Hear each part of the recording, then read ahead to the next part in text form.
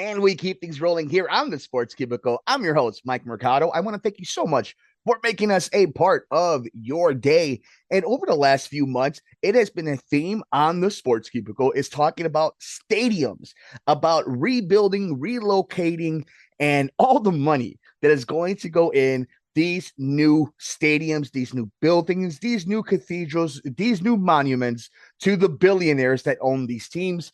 And the case continues here on the Sports Cubicle as two huge stories have broken about ground being broken about new projects happening for three teams in the city of Chicago. Why don't we start in the West Side?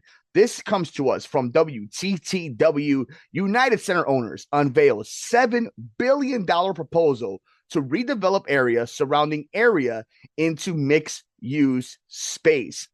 And the article states a multi-phase $7 billion plan would transform the site surrounding the United Center into a mixed-use development that features entertainment, housing, retail, and more, according to plans unveiled Tuesday by Chicago Bulls owner Michael Reinsdorf and Chicago Blackhawks owner Danny Wirtz.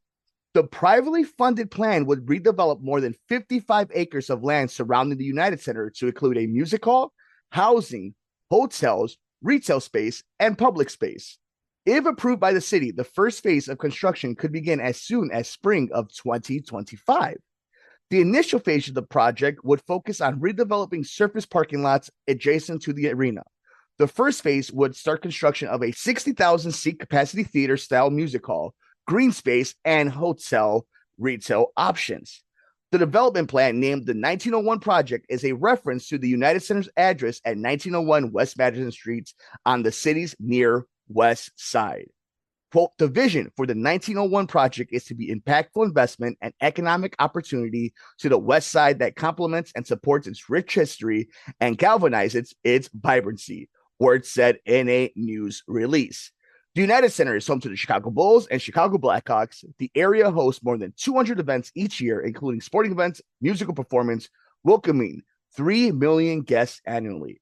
Developers said the project is estimated to create $4.5 billion in annual economic impact and provide $104 million in annual tax revenue. The development is also expected to create approximately 63,000 construction jobs upon completion and is expected to support around 12,000 permanent jobs.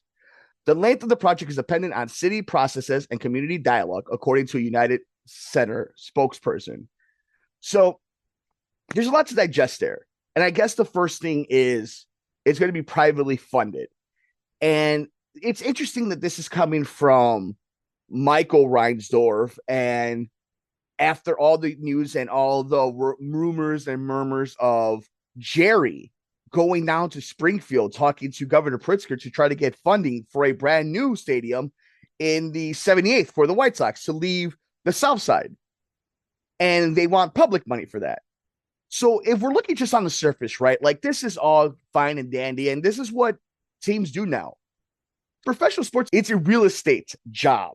It's a job where you make money surrounding the team that you own. It's no longer just about winning championships and can you have the best organization on the court or on the field. It's, do you have the best area surrounding your stadium? Can you have the most marquee events at your stadium? Can your stadium be a destination point for not only sports, but for pop culture? And if the Bulls, if the Blackhawks, if the owners of the United Center think that this is a way that they can do that to benefit themselves privately, but also impact the teams that you root for, that I root for, that, you know, are big mainstays in their teams, I think it's a good thing. And if it is privately funded, and if it is to their word, where taxpayers won't pay any money, again, double down on it, all for it. That's what the Bears should be doing. That's what people who are smart do. They invest in themselves, and it pays off later because you own it all. We saw what the Cubs have done with Wrigleyville, surrounding Wrigley Field, buying everything up. Everything has a brand now. Everything's for sale. And you may not like it. You may be nostalgic for old Wrigley Field, but it still doesn't change the fact that the smartest move is for the Cubs, what they've done over the last 15 years, what the Ricketts family has done, is absolutely brilliant. And they're just taking cues from what other successful organizations around the globe have done, which is make your own little Disney World. So if that's the plan for the Wirtz and Reinsdorf family, and it doesn't cost the taxpayer of Chicago or the state of Illinois taxpayers any money, God bless, Godspeed, and I hope for all the success in the world. And if it just so happens that ends up being an awesome event, an awesome venue, an awesome place for people in Chicago and tourists to come in, then everybody wins. That's just a cherry on top. So I think that's an interesting development we've seen of this coming from, of all people, the Reinsdorfs, and specifically them mentioning Michael.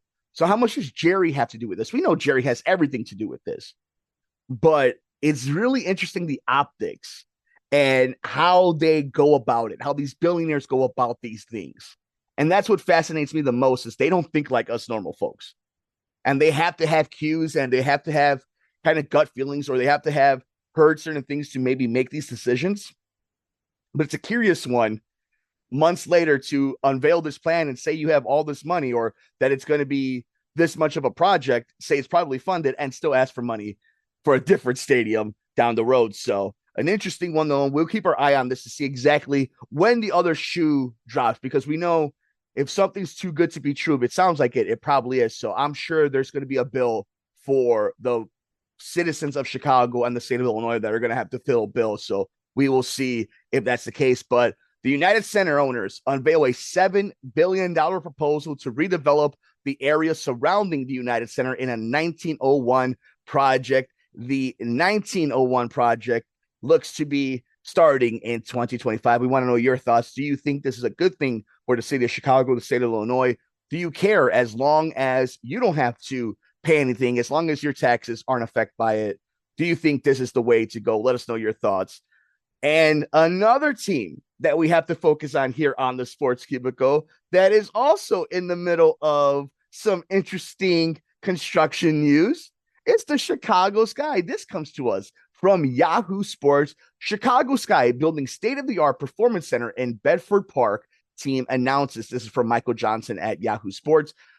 The Chicago Sky will soon have their own Sky Town in southwest suburbs. In partnership with the village of Bedford Park, the Sky announced Thursday they will break ground this fall on a custom-built WNBA performance center that's scheduled to be completed by December of 2025. According to the Sky, the $38 million facility will provide over 40,000 square feet of space for a practice facility that will be dedicated to the team's players and also be home for team staff. And again, on Yahoo Sports, you can check it out. And it is a beautiful facility. And the article continues. The performance center, the team says, will be located on the land next to the Wintrust Sports Complex, located at 5499 West 65th Street in Bedford Park. That's close to Wintrust Arena, where the Sky play their home games on Chicago's near south side, which the team says will allow players to live downtown, simplify in-season travel, and be able to experience Chicago's top restaurants, cultural attractions, and neighborhoods. Check out that entire article over at Yahoo Sports by Michael Johnson. Chicago Sky building state-of-the-art performance center in Bedford Park, team announces. And this is something that we've been talking about for a little while now, especially since Angel Reese has joined the team, since Cardoso has joined the team, since they won a WNBA finals with Candace Parker and that group. It's catching up with the times. You're seeing what they're doing in New York with the Liberty. You see what they're doing over in Seattle. You see what they're doing in Phoenix and Connecticut, and obviously in Vegas. They're investing in their athletes. They're investing in their organization. They're investing in development. And when you do that, when you make the things in life that much simpler for your athletes, where they can concentrate on bettering themselves to rounding themselves out, it's only going to pay dividends for you. And the fact that you can now sell this to free agents, and you can go to the negotiation table day in and day out every single offseason and say, this is what we can offer. Not only a world-class city, not only a popular organization with a fan base that has shown it can handle and develop stars, that now we also have the talk behind it when it comes to actually on the court stuff, that we have the best facilities, that you could get the best treatments, that you get the practice that you need, that you are close to the arena, that you can have an awesome apartment, that you get the best food in the world. that you can be all this and more, especially if you're looking at somebody like Angel Reese, who's a pop culture star who has crossed into mainstream, into pop culture. She needs to be able to get all over the world. You want her to be in the epicenter of everything. And you want to show that you could do that you not only are going to take care of the last person on the bench that's only going to be there to the training facility to put up shots and play the games, and you'll never see them or they won't get recognized at the grocery store, to the major superstar, that you can handle it all and that you can give them everything that they need. So I think this is a huge win for the Chicago Sky. I think this is something that is overdue, and I think it's something that we've seen. And here locally, we've seen what happens when teams drag their feet and they don't invest in their teams, in their comforts, in their development, in their training, in their recovery, that it really is a detriment to your team. And when you are able to catch up to the rest of the field, to the rest of sports science, to the rest of analytics that the other teams are doing in your sports, it puts you in a better position. So shout out to the Chicago Sky owners for making this move, and hopefully it really does become a huge benefit for the players on and off the field for the Chicago Sky. But we wanted your thoughts. Two major stories here in Chicago, two facilities, one getting a huge upgrade over in the West Side for the United Center, a $7 billion project to make an entire neighborhood. And now the Sky creating Skytown, something that they needed, their equivalent of Hallis Hall, of the Advocate Center, of what they do over in Arizona for the White Sox and Cubs. It is about dang time. And I think it's going to be a huge moment for the Chicago Sky. So let us know your thoughts. What did you think? But we got a whole lot left here on this edition of the Sports Cubicle. Make sure you're following us all over the universe. We're on Twitter and Sports Cubicle TV, on YouTube at the Sports Cubicle. Of course, check us out at Heartland Signal, WCPT820.com. We got more coming next on this edition of the Sports Cubicle. I'm Mike Mercado.